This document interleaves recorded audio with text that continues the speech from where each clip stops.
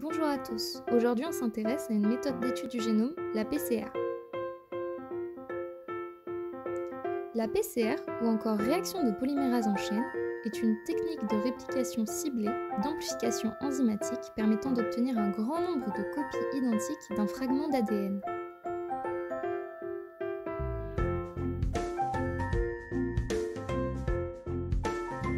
Quels sont les acteurs de la PCR ?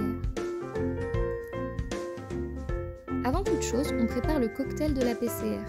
Une eau distillée, une amorce sens à noter PCR nous indiquant que les proportions sont respectées, une amorce anti-sens et un mélange réactionnel ou mix qui nous évite les risques de contamination liés à la répétition des étapes de pipetage. Ce mix est composé d'un ADN polymérase, d'un tampon, de sel de magnésium et des 4 types de désoxyribonucléotides. On y ajoute les 2 amorces et la zone complémentaire de matrice d'ADN. Comment se déroule la PCR ?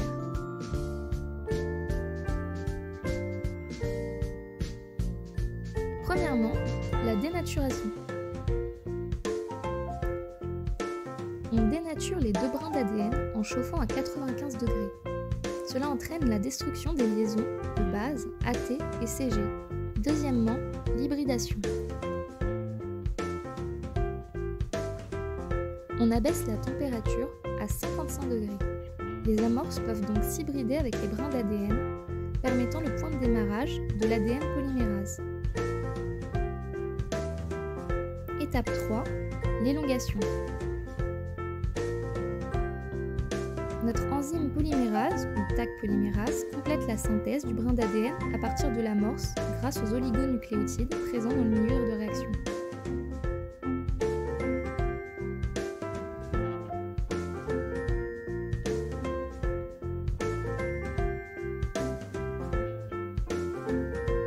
Le nombre de copies est doublé à chaque cycle.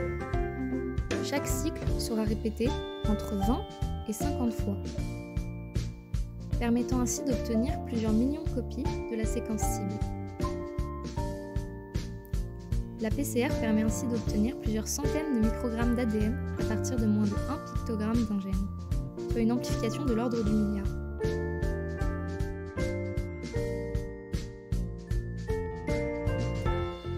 Les fragments obtenus sont analysés par électrophorèse, permettant la migration des fragments en fonction de leur taille.